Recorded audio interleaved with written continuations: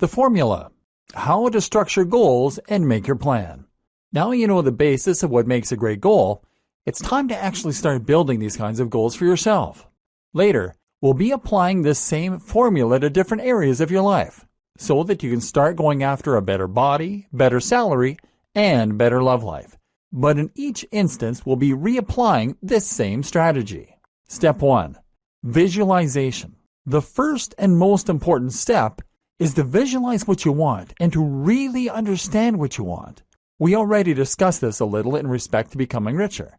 Often you'll find it's not really the money that you want, but rather what that money represents in terms of your lifestyle or your status. The same goes for being fit. It's not enough to want to be thinner or healthier. You need to understand your own motivations for wanting that. Do you want to feel more physically capable? Perhaps become a professional athlete? Do you want to prevent the deterioration that many experience as they age? Do you want to look amazing so that you can be more successful with the opposite sex? The best way to get an idea of what you want from life in any given area is often just to visualize the future. That means closing your eyes and just calling to mind your ideal future. Where are you? What do you look like? What do you do for a living? Who are you with? By picturing your future in this abstract way, you'll be able to start analyzing what it is that you're actually trying to accomplish, and from there, you can begin to look at the more concrete steps you need to take in order to get there. Some other strategies that can help with this are looking at your role models and seeing what they have in common. Thinking about the things that excite you, your hobbies, the things you're a fan of, etc. Thinking about the last time you felt truly happy or truly alive. From there, it's also a good idea to think about the actual reality and to visualize what it would be like to get there and to live that life. Do you still want it?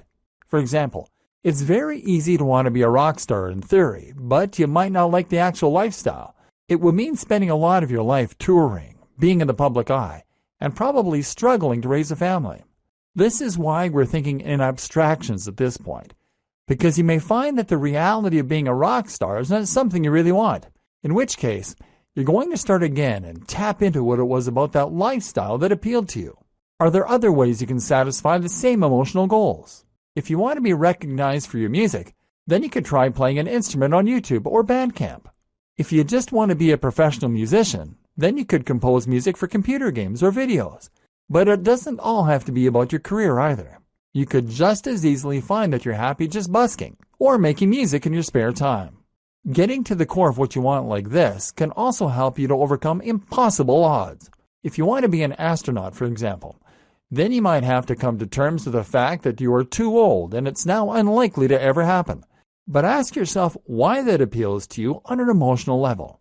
Maybe it comes down to your love of space, in which case you might be equally satisfied by being an astronomer.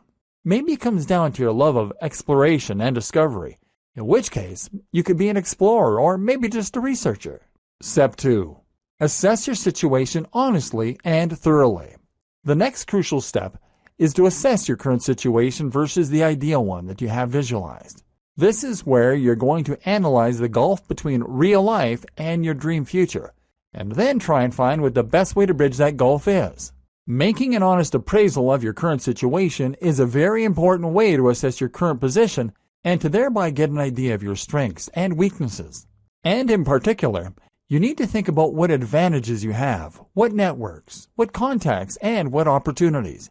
You may feel that you have none, but that probably means that you just haven't been thorough enough. As the saying goes, there's no such thing as a lack of resources, only a lack of resourcefulness. This is also where you're going to analyze just how likely your goals are, and then perhaps rephrase them on that basis.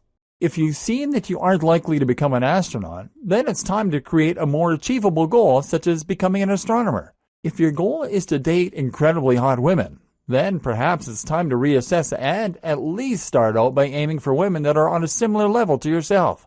Your mantra for this step is to assess your situation honestly and then take the path of least resistance. You're looking at the maximum benefit from the minimum time and work.